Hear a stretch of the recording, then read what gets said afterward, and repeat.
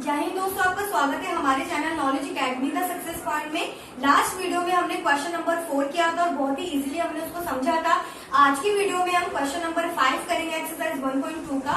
And question number 5 जो है वो बहुत ही मोस्ट इम्पोर्टेंट क्वेश्चन है।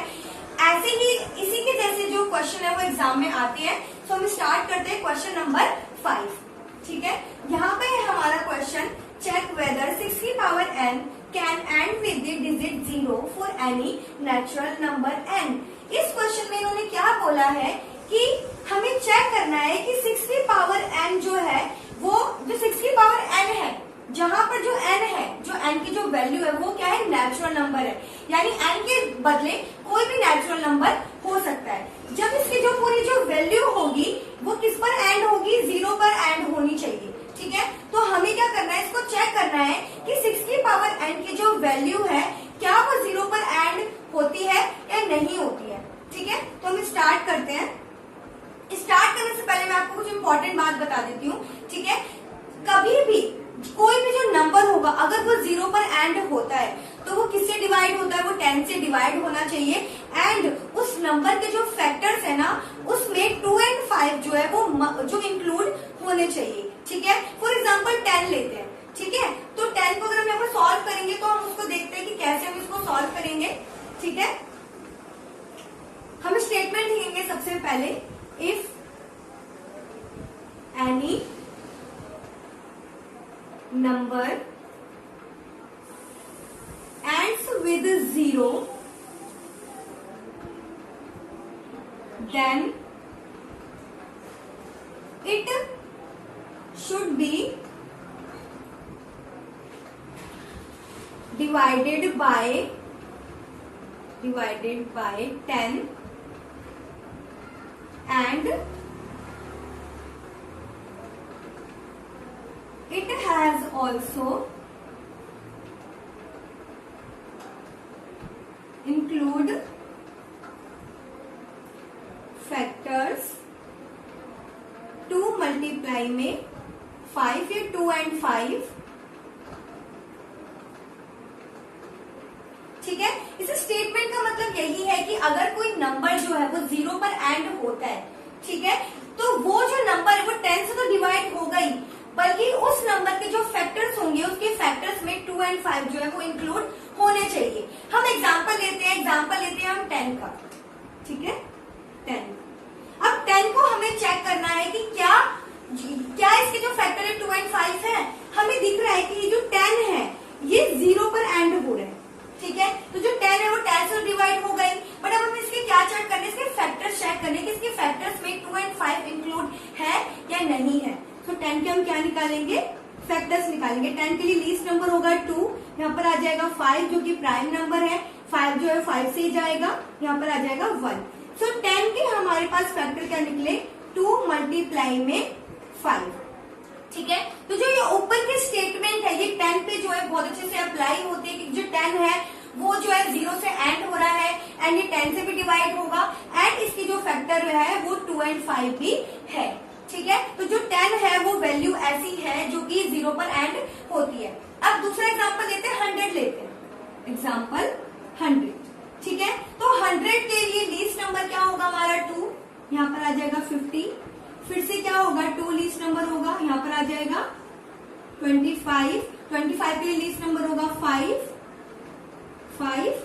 एंड 100 के हमारे पास फैक्टर क्या निकले, 2 मल्टीप्लाई में 2 मल्टीप्लाई में 5 मल्टीप्लाई में 5। इसको अगर हम लिखे 2 की पावर स्क्वायर मल्टीप्लाई में 5 की पावर स्क्वायर, यानी 100 भी एक ऐसा नंबर है जो कि 0 पे एंड हो रहा है एंड जो 100 है वो 10 से डिवाइड होगा। एंड जब हमने इसके फैक्टर्स निकाले तो इसके फैक्टर्स में 2 और 5 भी जो है वो इंक्लूड है, चाहे वो 1 की पावर हो, चाहे वो 2, 3 एंड सो ऑन, किसी की भी पावर हो, बस 2 और जो 5 है वो इंक्लूड होने चाहिए। ठीक है, तो अभी हमें क्या चेक करना है, अभी हमें 6 की पावर n को चेक करना है और हम देखते हैं कि ये जो आंसर है वो कैसे होगा।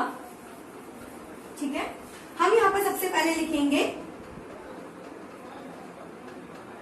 प्राइम फैक्टर ऑफ 6 की power n।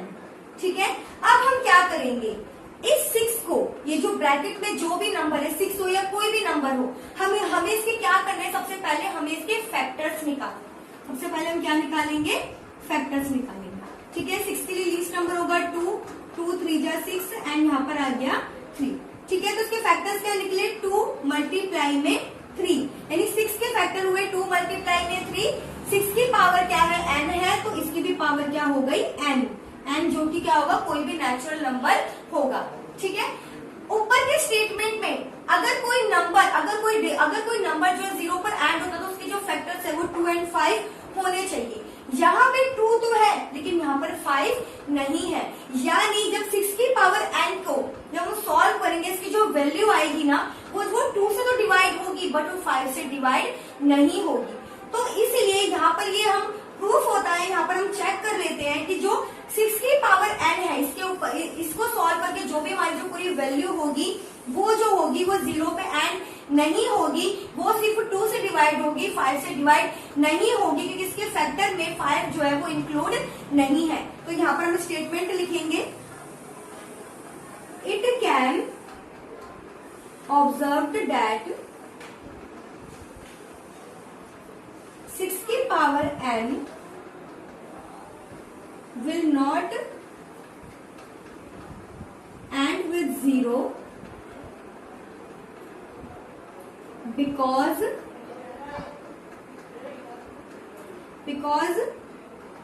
5 is not part of its factor। ठीक है, and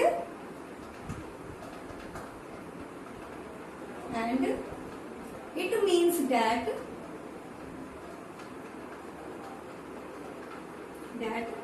6 की पावर n is not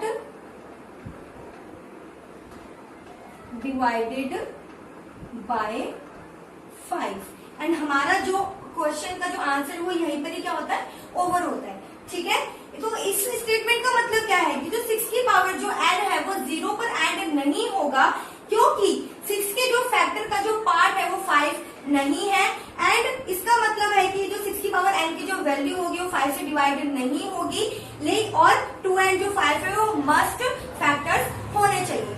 ठीक है, तो हमारे जो क्वेश्चन का जो आंसर है वो यहीं पर ही एंड होता है। ठीक है, हमें इसी फॉर्मेट के साथ इसकी जैसे जो क्वेश्चन है वो ऐसे ही करने हैं। अब हम सपोज करते हैं कि 6 के बदले अगर कोई और डिजिट है, ठीक है, तो हमें उस डिजिट का हमें क्या करना है, उसके हमें सबसे पहले फैक्टर निकालने हैं और फैक्टर में देखना है कि 2 और 5 इंक्लूड है या नहीं है। अगर एक भी फैक्टर जो होता है वो मिस होता है, 2 नहीं है या तो 5 नहीं है, तो वो जो नंबर होगा, उस नंबर की जो पूरी वैल्यू होगी वो जो होगी 0 पे एंड नहीं होगी। ठीक है, तो जो हमारा आज का सेशन है वो यहीं पर ही ओवर होता है। आई होप आपको बहुत अच्छे से समझ आया होगा। ठीक है, एंड नेक्स्ट वीडियो में मैं क्वेश्चन नंबर 6 जो है वो स्टार्ट करेंगे। ठीक है, तो सो गाइस, अगर आपको हमारी जो वीडियो है आज की पसंद आती तो प्लीज हमारे चैनल को लाइक करें, सब्सक्राइब करें, शेयर करें एंड कमेंट जरूर करें। अपना वैल्यूबल फीडबैक दीजिए कि आपको हमारी जो क्लासेस है वो कैसी लग रही है या हमें और इम्प्रूवमेंट की जरूरत है, आप वो भी हमें बता सकते हैं। ठीक है, so thank you, have a nice day.